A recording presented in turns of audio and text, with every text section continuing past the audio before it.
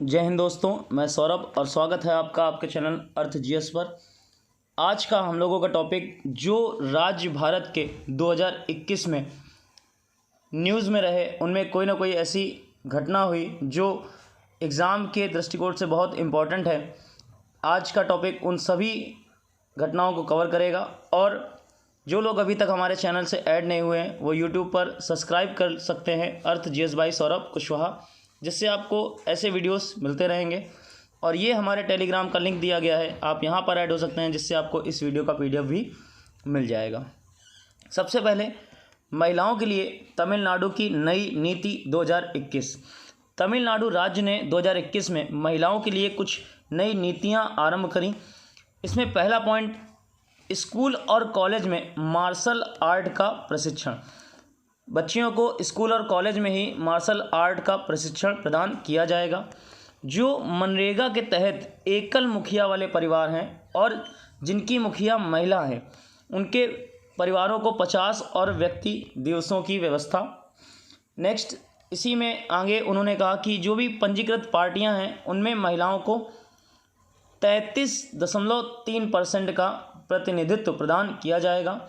और जो भी बच्चे आपकी इंजीनियरिंग या मेडिकल की पढ़ाई करेंगी तो उनको मुफ्त में कोचिंग कक्षाएं भी प्रदान की जाएंगी। ये सारा सब कुछ तमिलनाडु राज्य में।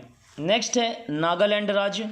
ये आपका जो अधिनियम है अप्सा, इसका विस्तार कर दिया गया। इसके तहत किसी भी व्यक्ति को बिना वारंट के गिरफ्तार किया जा सकता है और अगर आप अपनी सुरक्षा में किसी को गोली भी मार देते हैं तो आप पर कोई भी कानूनी कार्रवाई नहीं होगी। और याद रखिएगा, पूरे नागालैंड को 6 और महीने के लिए अशांत घोषित किया गया है। और ये जो घोषणा है वो कब से जारी की जाएगी, तो 30 दिसंबर 2021 से ये लागू हो गई, अगले 6 महीने तक। नेक्स्ट, प्रधानमंत्री का कानपुर दौरा। प्रधानमंत्री अभी हाल ही में कानपुर दौरे पर आए और इन्होंने आईआईटी कानपुर के 54वें दीक्षांत समारोह को संबोधित किया। साथ में बीना पनकी पाइपलाइन प्रोजेक्ट का उद्घाटन किया और कानपुर मेट्रो रेल परियोजना के पूर्ण खंड का उद्घाटन किया। ये जो कानपुर आपकी रेल परियोजना है मेट्रो, इसका 9 किलोमीटर का निर्माण हो चुका है, इसका इन्होंने उद्घाटन किया। कुल 32 किलोमीटर का निर्माण होना है और लागत है इस परियोजना की लगभग 11,000 करोड़ रुपए। और याद रखिएगा, इसका टेंडर जो है कानपुर मेट्रो को, वो किस कंपनी को मिला है, तो एफकॉन्स इंफ्रास्ट्रक्चर लिमिटेड को। नेक्स्ट है हिमाचल प्रदेश में रेणुका जी बांध परियोजना की नींव। याद रखिएगा, पीएम मोदी ने आपके हिमाचल प्रदेश में रेणुका जी बांध परियोजना की नींव रखी गई है। कुल लागत जो है वो 6700 करोड़ रुपए है और ये जो परियोजना है वो हिमाचल प्रदेश के सिरमौर जिले में गिरी नदी पर स्थित है। इस परियोजना के कंप्लीट होने पर दिल्ली के 100% में टोटल 40% की पानी की आपूर्ति अकेले इसी परियोजना से होगी। और ये जो गिरी है वो यमुना की एक सहायक नदी है और इस परियोजना की क्षमता अगर पूछी जाए तो 40 मेगावाट। नेक्स्ट, पंजाब सरकार ने राज्य सामान्य श्रेणी आयोग की स्थापना को मंजूरी दी। अभी हाल ही में कई सारे राज्यों ने सामान्य श्रेणी आयोग की स्थापना का क्रम जारी रखा। उसी क्रम में पंजाब का नाम भी जुड़ गया और वहाँ के जो आपके सीएम हैं मुख्यमंत्री चरणजीत सिंह चन्नी द्वारा घोषणा की गई है। पंजाब के अलावा कौन कौन से राज्य अगर पूछे जाएं जहाँ पर सामान्य श्रेणी आयोग की स्थापना हो चुकी है, तो हिमाचल प्रदेश, मध्य प्रदेश। यहाँ पर आपकी पहले से सामान्य श्रेणी आयोग की स्थापना हुई। अब टोटल कितने राज्य हो गए देश में? 3।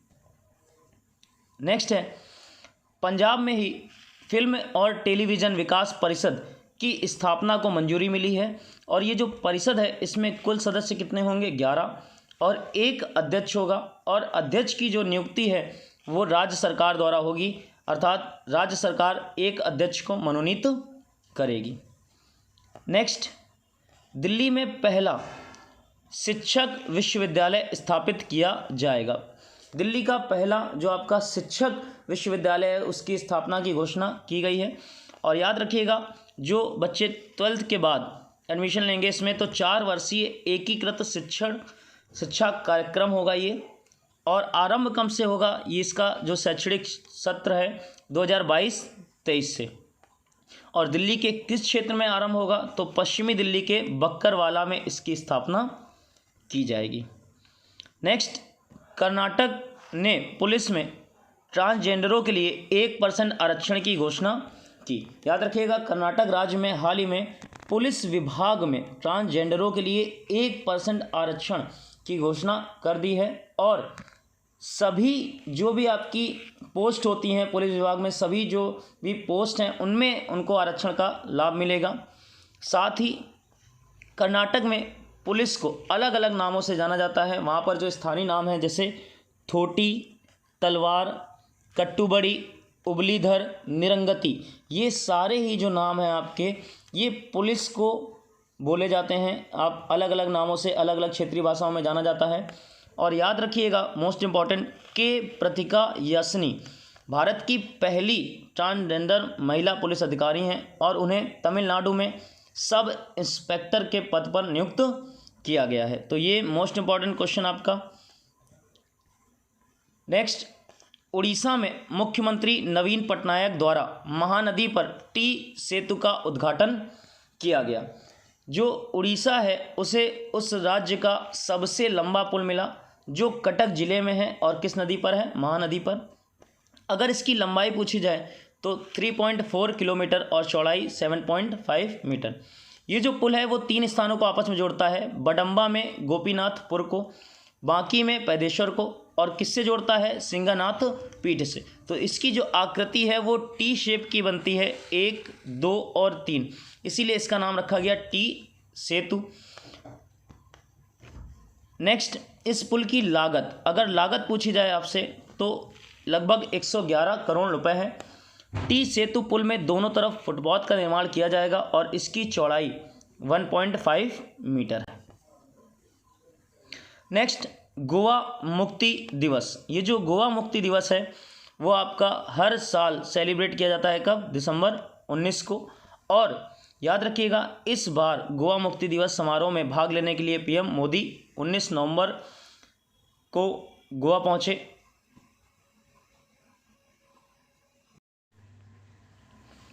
नेक्स्ट पॉइंट है आपका गोवा मुक्ति दिवस। ये जो गोवा मुक्ति दिवस है कब मनाया गया, दिसंबर 19 को। हर साल दिसंबर 19 को गोवा मुक्ति दिवस के रूप में मनाया जाता है। और इस बार खास क्या रहा, पीएम मोदी 19 दिसंबर को गोवा पहुँचे। इस मौके पर उन्होंने क्या क्या किया, तो गोवा के श्यामा प्रसाद मुखर्जी स्टेडियम में कार्यक्रम हुआ और ऑपरेशन विजय के जो स्वतंत्रता सेनानी थे, दिग्गज थे, उनको सम्मानित किया गया। जो गोवा मुक्ति दिवस है वो हर साल 19 दिसंबर को मनाया जाता है और किसका प्रतीक है, तो ऑपरेशन विजय की सफलता का प्रतीक है। भारत के सशस्त्र बलों द्वारा गोवा को पुर्तगाली शासन से मुक्त कराने के लिए इसका आरंभ किया गया था। और यहाँ पर कई सारी आपकी परियोजनाओं का भी उद्घाटन हुआ। कौन कौन सी, जैसे पुनर्निर्मित किला अगुआड़ा जेल संग्रहालय, साथ में गोवा मेडिकल कॉलेज में super speciality block, new south Goa में डिस्ट्रिक्ट हॉस्पिटल, मोपा हवाई अड्डे पर विमानन कौशल केंद्र, और Dabolim Navelim Madgaon gas insulated sub station. ये सारी चीज़ें आपकी गोवा मुक्ति दिवस पर पीएम मोदी द्वारा। नेक्स्ट है, तमिलनाडु सरकार ने दिसंबर 17, 2021 को तमिल थाई वाजथू को राज्य गीत के रूप में घोषित किया। तो इस तरीके क्वेश्चन बन सकता है, वह कौन सा राज्य है जिसने अभी हाल ही में राज्य गीत की घोषणा की। तो ये जो आपका तमिल थाई वाजथू है एक प्रार्थना गीत है जो तमिल माँ की स्तुति में गाया जाता है। इसकी लेंथ आपसे पूछी जा सकती है। टोटल 55 सेकंड का ये गीत है और जितने भी सरकारी कार्यालय हैं, शिक्षा संस्थान हैं, सार्वजनिक क्षेत्र हैं, वहाँ पर इसको कार्यक्रम की शुरुआत में गाया जाएगा। नेक्स्ट है मनोहरी गोल्ड टी। ये टी जो है आपकी चाय की पत्ती बहुत हाईलाइटेड रही न्यूज़ में। रीज़न क्या था, इसकी कीमत, ये जो मनोहरी गोल्ड टी असम की एक चाय की पत्ती है और इसने 99,999 रुपये प्रति किलोग्राम की रिकॉर्ड कीमत पर नीलाम किया गया, मतलब लगभग 1 लाख रुपए प्रति किलो, और अपना ही रिकॉर्ड इन्होंने तोड़ा। सौरभ ट्री ट्रेडर्स ने सबसे ऊंची बोली 99,999 रुपये प्रति किलो के हिसाब से इसे खरीदा है। नेक्स्ट है पुलिस कमिश्नरेट प्रणाली। ये जो आपका सिस्टम है वो 9 दिसंबर को आरंभ किया गया। किस राज्य में? मध्य प्रदेश में। और 2 शहरों में इसके लागू करने की घोषणा की गई। नाम आपको याद रखना है, भोपाल और इंदौर। याद रखिएगा, जो गृह मंत्री हैं एमपी के, नाम उनका नरोत्तम मिश्रा, इन्होंने घोषणा की कि दोनों ही शहरों में अब एडीजे रैंक के पुलिस आयुक्त नियुक्त होंगे और दोनों जिलों के पुलिस आयुक्त को 2 आईजी रैंक के अधिकारी और 9 एसपी रैंक के अधिकारी मिलेंगे। इसके साथ महिलाओं के खिलाफ अपराध के मामलों में निपटने के लिए एक एसपी रैंक की महिला अधिकारी को भी तैनात किया जाएगा। तो दोनों शहरों का नाम याद रखना है आपको, मध्य प्रदेश में। नेक्स्ट मोस्ट इम्पॉर्टेंट, सरयू नहर राष्ट्रीय परियोजना। ये जो सरयू नहर राष्ट्रीय परियोजना है, इसका आरंभ पीएम मोदी द्वारा 11 दिसंबर को उत्तर प्रदेश के बलरामपुर से किया गया। इस परियोजना की जो लागत है वो है 9,802 करोड़ रुपए और नाम सरयू नहर राष्ट्रीय परियोजना। ये जो परियोजना है वो यूपी की सबसे बड़ी परियोजना है। मेन पॉइंट आपका याद रखिएगा, इसके निर्माण के बाद यूपी की सबसे बड़ी परियोजना है। और ये जो परियोजना है बहराइच, गोंडा, बस्ती, श्रावस्ती, बलरामपुर, संत कबीर नगर, सिद्धार्थ नगर, गोरखपुर, महाराजगंज के टोटल 25 से 30 लाख किसानों को लाभ होने की उम्मीद है। इसके अलावा टोटल सिंचाई की भूमि तो 14.04 लाख हेक्टेयर। इसके अलावा इस परियोजना के तहत सिंचित क्षेत्र जो है वो 4.04 लाख हेक्टेयर। जो आपकी नदियां इस परियोजना के तहत जोड़ी जा रही हैं, इनका नाम भी पूछा जा सकता है। तो टोटल 5 नदियां जोड़ी जा रही हैं, घाघरा, राप्ती, बाणगंगा, सरयू और रोहिणी। टोटल 5 नदियां इस नहर परियोजना में। नहर की कुल लंबाई जो आपका हर एक जगह की मिलाकर 6600 किलोमीटर और इन्हें 318 किलोमीटर लंबी मुख्य नहर से जोड़ा गया है। तो अलग अलग जो छोटी बड़ी नहरें हैं उनकी मिला के लेंथ आपकी 6600 किलोमीटर होगी और मेन नहर आपकी 318 किलोमीटर। नेक्स्ट है एशियाई विकास बैंक, एशियन डेवलपमेंट बैंक के 2 ऋण समझौते।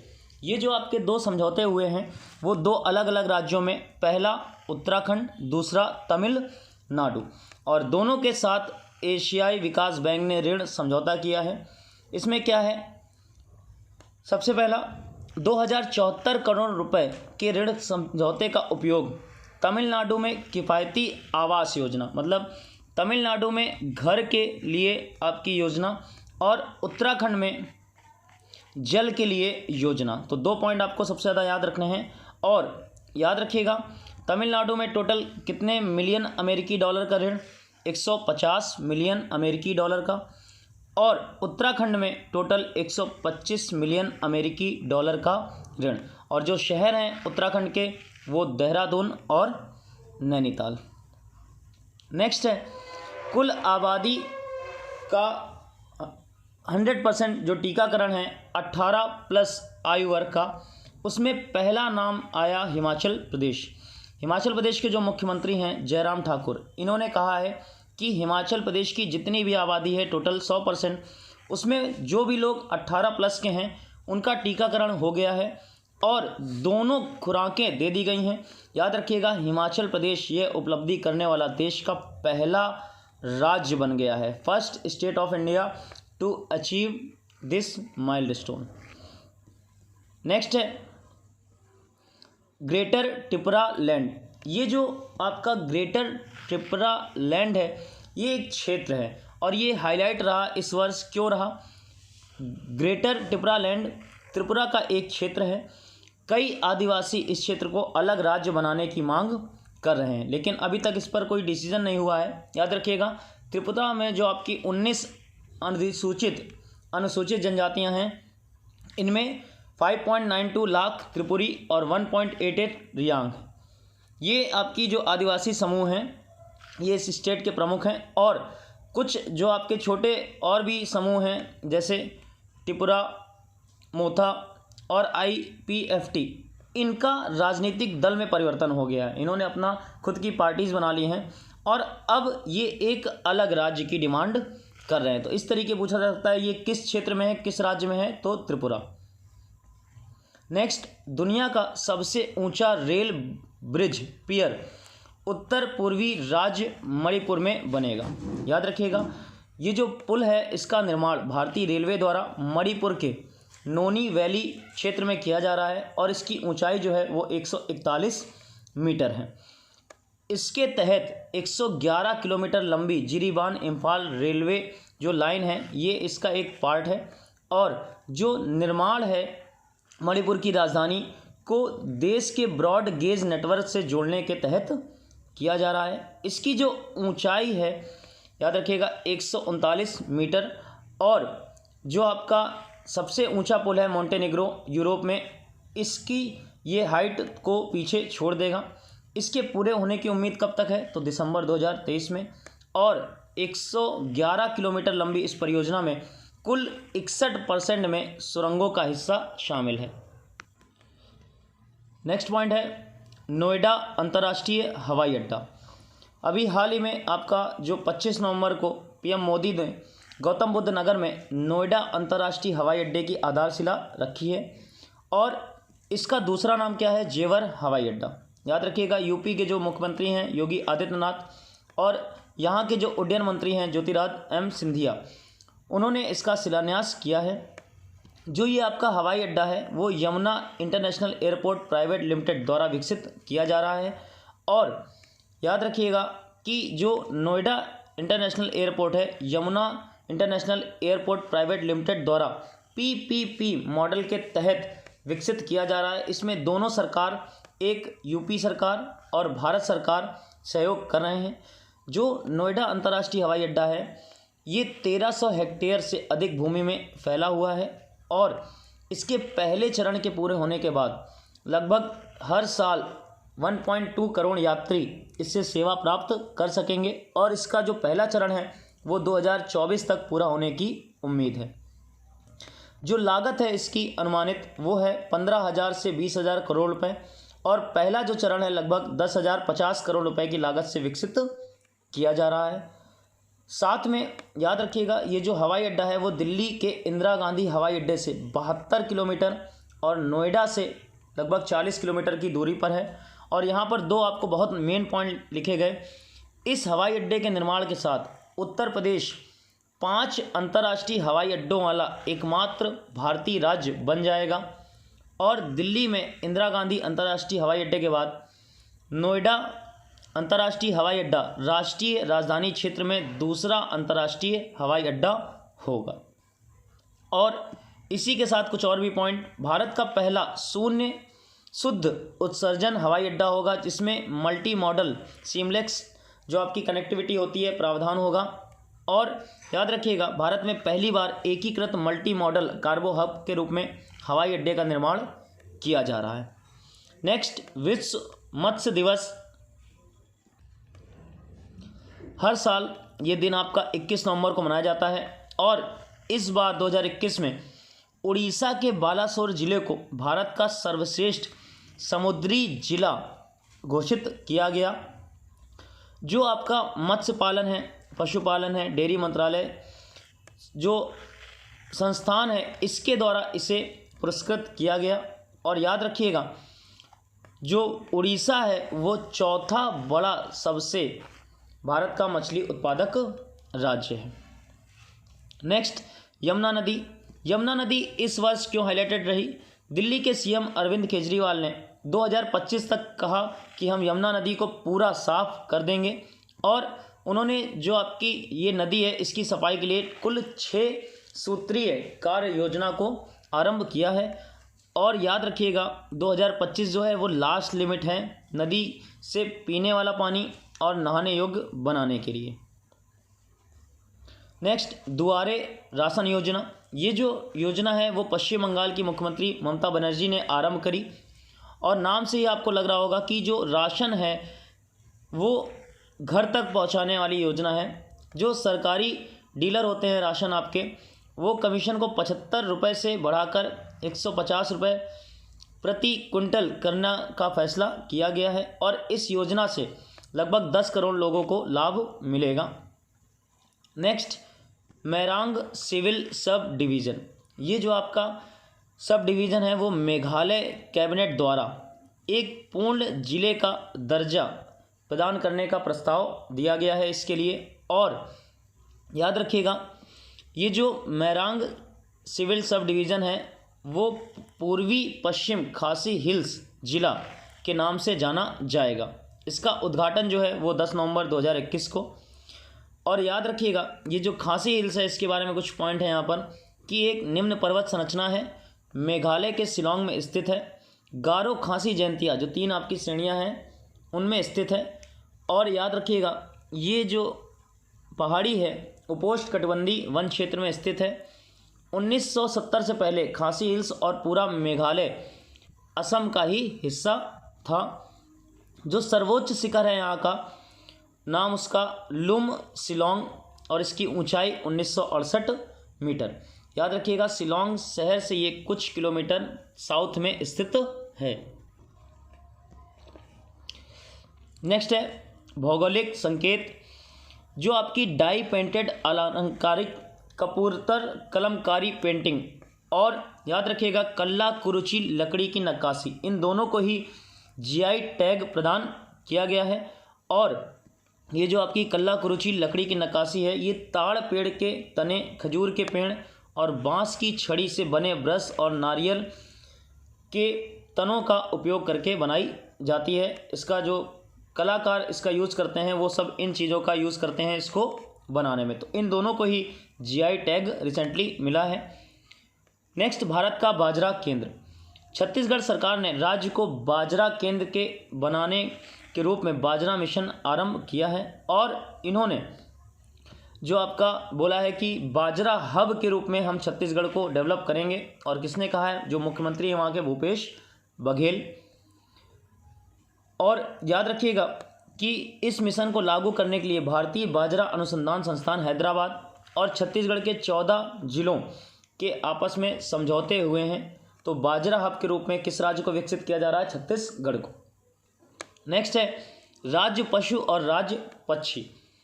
लद्दाख केंद्र शासित प्रदेश ने 1 सितंबर 2021 को 2 आपकी जो लुप्त प्राय प्रजातियां हैं, एक हिम तेंदुआ और दूसरा ब्लैक नेक्ड क्रेन, इनको अपने राज्य का पशु और पक्षी घोषित किया है। याद रखिएगा, जो लद्दाख है इन प्रजातियों को जम्मू कश्मीर राज्य से अलग होने के बाद 2 साल के बाद इनको अपनाया है।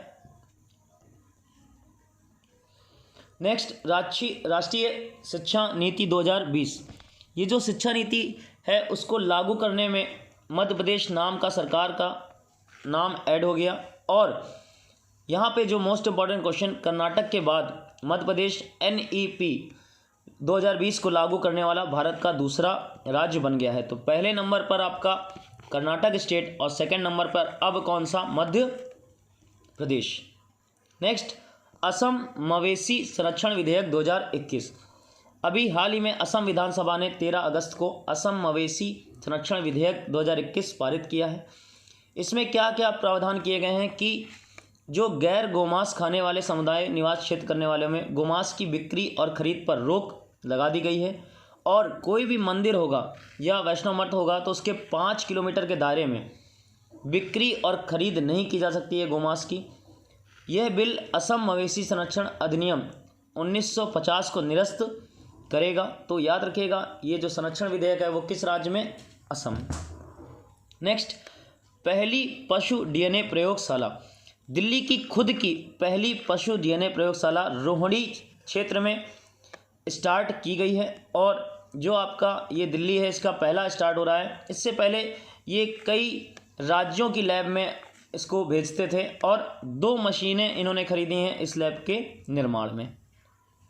नेक्स्ट, नागा राज मिर्च। ये जो नागा राज मिर्च है ये राजा मिर्च नाम से जानी जाती है और नागालैंड से लंदन को निर्यात करी गई है। पहली बार नागालैंड राज्य से इसका निर्यात किया जा रहा है और 2008 में राजा मिर्च को भौगोलिक संकेतक प्राप्त हुआ था। तो याद रखिएगा राजा मिर्च नागालैंड में।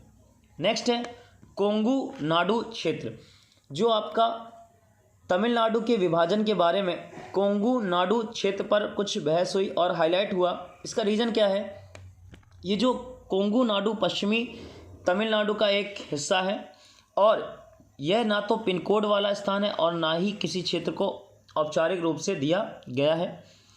तमिल साहित्य में इसका उद्देश्य यानी नाम मिलता है और याद रखिएगा इसका जो शब्द है इसका प्रयोग अनौपचारिक रूप से नीलगिरी, तिरुपुर, कोयम्बटूर, करूर, इरोड, नमक्कल, समिलिम जिलों के अलावा डिंडीगुल जिले के ओनम छत्रम और वेद संदूर धर्मपुरी जिले के क्षेत्रों में किया जाता है। तो इन सभी को मिलाकर जो है इसका नाम दिया गया है। इसी को विवादित तमिलनाडु में आरंभ हुआ। नेक्स्ट है राज्य में विधान परिषद। आपका हाल ही में एक राज्य ने कहा कि हम विधान परिषद का निर्माण करने जा रहे हैं और किस राज्य की बात हो रही है? तो पश्चिम बंगाल की। वहाँ के सीएम ममता बनर्जी ने कहा कि टीएमसी सरकार तृणमूल कांग्रेस अनुच्छेद 169 के तहत राज्य में विधान परिषद के निर्माण के लिए 6 जुलाई 2021 को राज्य विधानसभा के पास प्रस्ताव भेजा था और याद रखिएगा ये पारित हो गया था 196 मतों के साथ। और वहाँ पर टोटल प्रेजेंट टाइम में कितने सदस्य हैं विधानसभा में? 294 और मतदान के समय केवल कितने थे? 265। और याद रखिएगा कि जो वर्तमान में आपकी विधान परिषद है वो 6 राज्य यूपी, बिहार, आंध्र प्रदेश, महाराष्ट्र, तेलंगाना और कर्नाटक में है। पश्चिम बंगाल में पहले थी लेकिन याद रखिएगा 1969 में इसे समाप्त कर दिया गया था। और एक राज्य और आपका जैसे जम्मू कश्मीर का नाम कि उसमें भी जम्मू कश्मीर जब अलग हुआ था, केंद्र शासित प्रदेश का दर्जा मिला था उसको, तो वहाँ पर इसे भंग कर दिया गया था। नेक्स्ट तमिलनाडु के कुंडमकुलम में 5वीं परमाणु ऊर्जा इकाई। याद रखिएगा रूस ने 29 जून 2021 को तमिलनाडु के कुंडमकुलम में 5वीं परमाणु ऊर्जा इकाई का निर्माण आरंभ किया है। दोनों देश कई वर्षों से इस क्षेत्र में काम करते आए हैं और उसी में एक और कदम रोसाटॉम एक रूसी कंपनी जो है इस क्षेत्र के निर्माण में प्रौद्योगिकी प्रदान कर रही है और इस संयंत्र में टोटल आपकी 6 इकाइयां हैं जिनमें से प्रत्येक में 1000 मेगावाट की उत्पादन क्षमता है। और याद रखिएगा यह भारत का पहला लाइट वाटर रिएक्टर होगा। और याद रखिएगा 2017 में 5 और 6 इकाइयों के हस्ताक्षर किए गए थे कि निर्माण किया जाएगा और इस संयंत्र की जो यूनिट 1 है और यूनिट 2 है वो पहले से ही कार्यरत है। नेक्स्ट असम रत्न जो पुरस्कार है। याद रखिएगा असम सरकार ने जो भारत सरकार के पद्म सम्मान होते हैं उन्हीं की तर्ज पर बिल्कुल पुरस्कार स्थापित करने की घोषणा की और नाम क्या दिया गया? असम रत्न पुरस्कार। ये जो असम रत्न पुरस्कार हैं वो समाज में महत्वपूर्ण योगदान के लिए प्रत्येक वर्ष एक व्यक्ति को असम रत्न पुरस्कार प्रदान किया जाएगा। और जो भी मंत्रिमंडल है आपका उसने कहा है कि असम विभूषण, असम भूषण और असम श्री पुरस्कार का गठन किया जाएगा जो हर साल क्रमशः 3 लोग, 5 लोग और 10 लोगों को प्रदान किए जाएंगे। पुरस्कार में आपका नगद पुरस्कार भी दिया जाएगा, जैसे असम रत्न पुरस्कार के लिए 5 लाख रुपए, असम विभूषण के लिए 3 लाख रुपए, असम भूषण के लिए 2 लाख रुपए और असम श्री के लिए 1 लाख रुपए का प्रावधान किया गया है। और जो भी इन पुरस्कारों को प्राप्त करेंगे उन लोगों को गंभीर बीमारी, मुफ्त चिकित्सा उपचार, जो बसें हैं वहाँ की स्टेट में और असम भवनों में मुफ्त प्रवास का प्रावधान है। इसी के साथ कुछ और प्राइज़ की भी घोषणा असम ने की है, जैसे जो साहित्यकार हैं आपके डॉक्टर होमेन बोरगोहेन, इनके जन्मदिन 7 दिसंबर पर उनके नाम पर साहित्यिक पेंशन का आरंभ किया गया है। खेल पेंशन जो है वो अर्जुन भोगेश्वर बरुआ के नाम और उनके जन्मदिन 3 दिसंबर पर आरंभ किया गया है। और आर्टिस्टी अवार्ड हर साल 17 जनवरी को प्रदान किए जाएंगे। ये सारी घोषणाएं असम राज्य द्वारा 2021 में। Next glyphosate. तेलंगाना सरकार ने आपका ग्लाइफोसेट पर पूर्ण प्रतिबंध लगा दिया है। ये होता क्या है? ये एक खरपतवार नाशक है जो आमतौर पर कपास के खेतों में यूज़ होता है, और ये जो ग्लाइफोसेट है इसके उपयोग से कैंसर की बढ़ोतरी होती है, इस कारण इसे बैन कर दिया गया है। याद रखिएगा 2015 में विश्व स्वास्थ्य संगठन ने श्रेणी 2A के तहत ग्लाइफोसेट का वर्गीकरण किया, और जो मानव में कैंसर का उत्पत्ति का कारण है, इसलिए इसको बैन कर दिया जा रहा है। नेक्स्ट है दुनिया का सबसे ऊंचा रेलवे पुल। भारतीय रेलवे ने दुनिया के सबसे ऊंचे रेलवे पुल चिनाब पुल के आर्क क्लोजर को पूरा किया है, और ये जो आपका ब्रिज है ये उधमपुर श्रीनगर बारामूला रेल लिंक का एक पार्ट है।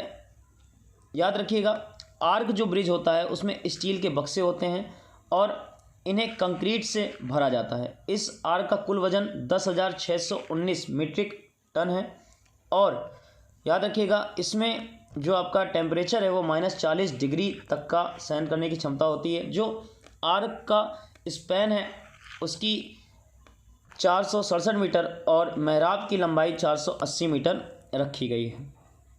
नेक्स्ट है एशिया का सबसे बड़ा ट्यूलिप गार्डन। जो एशिया का सबसे बड़ा ट्यूलिप गार्डन है वो जम्मू कश्मीर के श्रीनगर में 25 मार्च 2021 को आम जनता के लिए खोला गया। और याद रखिएगा ये जो ट्यूलिप गार्डन है वो रंगों का एक स्पेक्ट्रम है, कई सारे लाखों ट्यूलिप हैं यहाँ पर। और श्रीनगर जो है डल झील के किनारे जबरवान हिल्स में ये फूल स्थित हैं, और टोटल लगभग 64 किस्म के यहाँ पर फूल पाए जाते हैं। नेक्स्ट विजयनगर। याद रखिएगा विजयनगर को कर्नाटक सरकार ने हाल ही में अपने यहाँ का 31वां जिला बनाया है, और जो विजयनगर है वो हैदराबाद कर्नाटक क्षेत्र में स्थित है। यह जो ज़िला है वो यूनेस्को की विश्व धरोहर सूची का एक पार्ट है, जिसमें हम्पी मंदिर, विरूपाक्ष मंदिर स्थित है। विजयनगर जिले का नाम विजयनगर साम्राज्य की राजधानी के नाम पर रखा गया था। तो याद रखिएगा कर्नाटक का 31वां जिला। नेक्स्ट सबसे बड़ा हॉकी स्टेडियम। ये जो सबसे बड़ा हॉकी स्टेडियम है वो उड़ीसा के मुख्यमंत्री श्री नवीन पटनायक ने कहा कि इस स्टेडियम में लगभग 20,000 लोगों के बैठने की क्षमता होगी, और भारत का सबसे बड़ा हॉकी स्टेडियम बनेगा।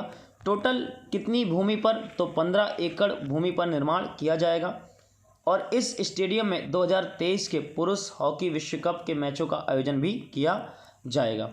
जो 2023 का पुरुष हॉकी विश्व कप है इसकी मेज़बानी भारत के द्वारा की जा रही है, और 3 देशों ने अपनी दावेदारी प्रस्तुत की थी, जिसमें भारत को इसका दावेदारी का योग्य माना गया है। 13 से 29 जनवरी के दौरान ये मैच सारे होंगे। 2018 में भुवनेश्वर में पुरुष हॉकी विश्व कप का आयोजन किया गया था, और 2010 में पुरुष हॉकी विश्व कप का आयोजन नई दिल्ली में किया गया था।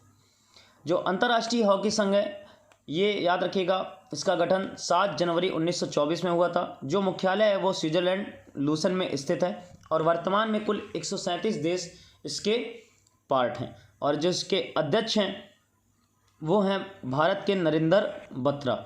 और याद रखिएगा अंतर्राष्ट्रीय हॉकी संघ अंतर्राष्ट्रीय स्तर के हॉकी टूर्नामेंट की मेज़बानी करने में मुख्य भूमिका निभाता है। तो ये आपका एक स्टेट वाइज टॉपिक्स जो मोस्ट हाईलाइटेड पॉइंट थे 2021 के वो कंप्लीट हो गए। इस तरीके के वीडियोस और मिलने के लिए चैनल को सब्सक्राइब कर लीजिए अर्थ जीएस बाई सौरभ कुशवाहा, और वीडियो को ज़्यादा से ज़्यादा शेयर कीजिए ताकि और लोग हमसे जुड़ सके। और कमेंट बॉक्स में ज़रूर बताइए कि वीडियो कैसा लगा, और अगला टॉपिक भी आप मेंशन कर सकते हैं कि आपको किस टॉपिक पर वीडियो चाहिए। मिलते हैं नेक्स्ट टर्न पर, तब तक के लिए जय।